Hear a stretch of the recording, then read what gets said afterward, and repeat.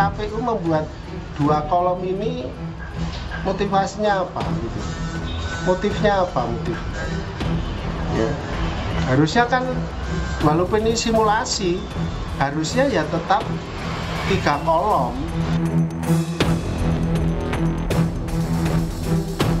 PDI Perjuangan Kota Solo, Jawa Tengah mempersoalkan surat suara simulasi pencoblosan Pilpres yang hanya memuat gambar 2 paslon.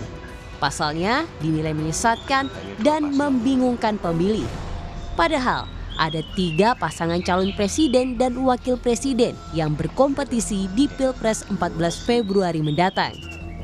Calon presiden nomor urut 3 Ganjar Pranowo turut angkat bicara soal surat suara berformat 2 paslon yang dipakai KPU untuk simulasi pencoblosan Pilpres. Ganjar mengingatkan pentingnya KPU menjaga kredibilitas sebagai penyelenggara pemilu dan Pilpres. Ya, ini KPU penyelenggara kok berkali-kali minta maaf terus ya. Kalau minta maaf terus nanti kredibilitasnya akan dipertanyakan loh ya. Kita kemarin soal suara minta maaf ya, yang ada dikirim ke luar negeri, sekarang soal pencoblosan katanya ditarik lagi gitu ya. Makanya sebenarnya semua yang keluar dari KPU kita minta ada yang melakukan supervisi agar tidak jadi kesalahan dan mereka akan memperbaiki itu. Kita profesionalismenya mesti ditingkatkan. Capres nomor urut 1 Anies Baswedan juga menanggapi soal surat suara berformat 2 paslon. Kata Anies, jangan main-main dengan surat suara. Anies minta jumlah paslon di surat suara simulasi disesuaikan dengan jumlah peserta Pilpres yang resmi terdaftar di KPU. Sudahlah, kita nggak usah main-main. Begini-begini itu, tunjukkan aja apa adanya. Kalau jumlahnya 3 calon ya sebut 3, kalau ada 8 calon ya sebut 8 calon. Jadi buat apa di otak-atik ya begitu, tidak menghormati rakyat tentunya. Simulasi pencoblosan dengan surat suara berformat 2 paslon ini diketahui sudah dipraktikkan di sejumlah tempat di Solo. PDIP Solo pun meminta KPU mengulang simulasi dengan format 3 paslon. Sementara itu, KPU Kota Solo menyatakan pihaknya hanya melaksanakan aturan yang sudah ditetapkan KPU Pusat, termasuk desain surat suara 2 paslon yang dipakai untuk simulasi pencoblosan. Tim Liputan, Kompas TV.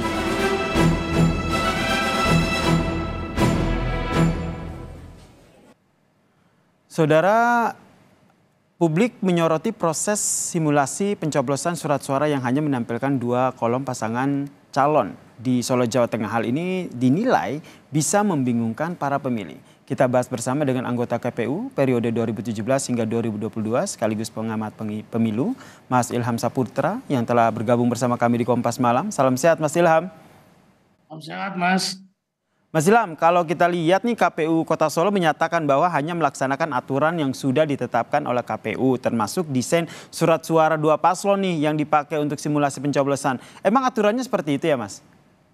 Ya sebetulnya kan teman-teman di kabupaten kota maupun di provinsi, dia itu kan mendapatkan bagaimana cara mensimulasikan pemilu ya, itu tentu dari pusat, bagaimana aturan mainnya dan bagaimana kemudian, dan bahkan kadang-kadang kita juga mensupport surat suaranya itu daminya itu dari KPU RI, karena agar kemudian menghindari ada perbedaan-perbedaan konsep terhadap surat suara gitu ya, karena ini kan simulasi ini kan fungsinya adalah melakukan sosialisasi kepada masyarakat dan harus disesuaikan dengan kondisi asli pada tanggal 14 Februari yang akan datang. Berarti ini menurut Anda sebuah kelalaian yang dilakukan?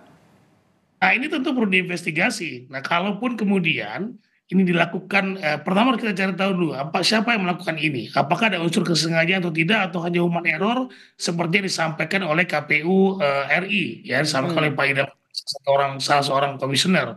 Beliau mengatakan bahwa ini hanya human error.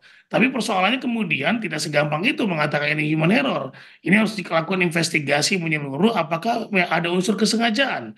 Nah ini Bawaslu tentu saja saya kira penting untuk melakukan investigasi terhadap persoalan ini. Karena ini muncul kekhawatiran, ketidakpercayaan publik kepada KPU RI terhadap peristiwa-peristiwa seperti ini. Seperti di Taipei sudah ada kejadian kemarin, itu juga dikatakan error. Kemudian sekarang dalam hal percetakan surat suara untuk simulasi juga dikatakan human error. Kalau human error terus, kemudian di mana profesionalitas KPU dalam rangka menyelenggarakan pemilu yang akan datang. Nah, oleh karenanya untuk mengklarifikasi itu harus dibuat investigasi menyeluruh. Pertama, mungkin bisa dilakukan investigasi secara internal oleh KPRI. Kalau dikatakan human error, lantas kemudian cuma human error begitu saja, tetapi harus dilakukan investigasi.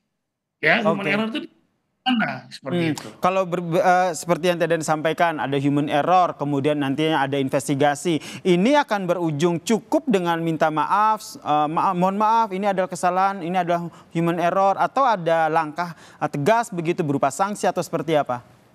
Ya, Bawaslu tentu sebagai komponen penyelenggara pemilu dalam hal ini mengawasi pemilu, tentu harus kerja-kerja yang masif terhadap kejadian ini gitu ya. Karena saya juga punya catatan tidak hanya terjadi di Solo, ini juga terjadi di Banten di akhir Desember lalu ketika melakukan simulasi.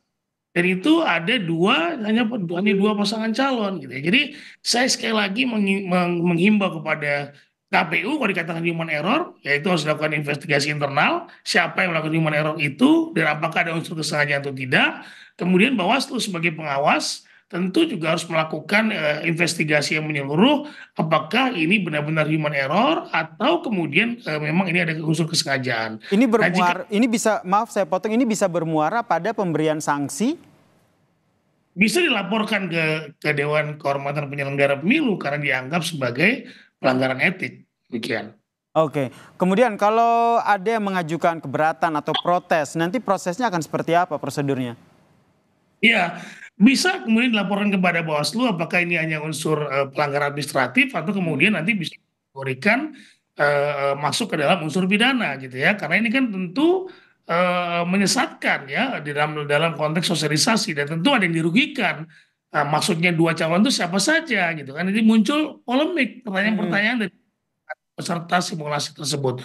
Kok cuma dua, padahal calon wapresnya ada 3 orang gitu. Nah, ini tentu menjadi persoalan dan substansi KPU dalam rangka melakukan sosialisasi jadi kabur gitu ya. Jadi sosialisasinya tidak kena dan ini seperti kalau benar kemudian ada unsur kesengajaan, tentu ini ada seperti kampanye kepada calon tertentu. Nah, ini berbahaya sekali buat penyelenggaraan pemilu ke depan. Nah, yang saya garis bawahi ada unsur kesengajaan. Menurut Anda nih sebagai yang pernah juga menjabat sebagai komisioner KPU, lebih condong kemana nih persentasenya? Ada unsur kesengajaan atau human error? Karena kalau secara orang awam kan dari awal sudah tahu loh kalau paslon pilpres itu ada 3. Iya betul. Di masa kami, ketika kami menjadi penyelenggara pemilu, kesalahan-kesalahan terhadap simulasi ini hampir tidak ada. Ya, jadi tidak ada sama sekali kemudian kita membuat, karena ini adalah isu sensitif. Kita menggunakan partai dengan partai buah, nomornya tidak nomor yang sesuai dengan nomor yang sudah dicetak ke dalam surat suara sesungguhnya nanti gitu ya. Tetapi kami pastikan bahwa paling tidak ya ada 3 pasangan, ya 3 pasangan kita cetak gitu ya. Ada 10 partai kita cetak seperti itu. Jadi walaupun nomornya tidak sama dan juga hasilnya pun tidak kita umumkan ya. Kita hanya kemudian ingin mengetahui bagaimana masyarakat bisa masuk dari TPS sampai kemudian keluar TPS, ada kesulitan atau tidak, kemudian nanti kita bisa lihat, kita evaluasi dari simulasi tersebut, apa kira-kira yang kemudian perlu kita tindak lanjuti agar kemudian penyelenggaraan pemilu atau kemudian pemungutan suara di TPS itu bisa berjalan lancar. Simulasi itu kan kalau alasannya ini sudah ada contoh simulasinya itu memang sudah ada 2 kolom aja nih, jadi itu aja yang dipakai. Ini tergantung dengan biaya pencetakan dan segala macam. Kalau seandainya alasan itu yang diutarakan itu masuk akal nggak menurut Anda? yang masuk akal. Saya kira ini harus ditarik ya kemudian oleh KPU bahwa ini kalau dikatakan human error, berarti KPU sudah mengakui bahwa apa yang disebarkan atau apa yang dilakukan simulasi dengan menggunakan 2 pasangan calon ya walaupun ini simulasi itu adalah kesalahan. Nah, oleh karenanya harus ditarik dan tentu simulasinya harus diulang agar kemudian mindset masyarakat yang sudah melakukan mengikuti simulasi gitu ya, itu bisa kemudian diulang kembali bahwa ada calon presiden 3 orang. Nah, ini sekali lagi penting agar kemudian KPU bisa lebih profesional ke depannya. Dan sekali lagi saya ingin mengatakan bahwa secara pengawasan pemilu, Bawaslu harus aktif memastikan bahwa ini apakah betul melakukan investigasi, apakah betul ini adalah hanya human error atau ada unsur kesengajaan. Berarti selain investigasi, Anda juga mendorong bahwa ada sosialisasi lanjutan dengan menggunakan surat suara yang ada 3 kolom, begitu ya Mas Ilham ya? Betul, karena yang sebenarnya, yang sesungguhnya nanti pada tanggal 14 Februari ada 3 pasangan calon. Baik, terima kasih anggota KPU periode 2017-2022 sekaligus pengamat pemilu Mas Ilham Saputra telah bergabung bersama kami di Kompas Malam. Salam sehat Mas Ilham. Terima kasih.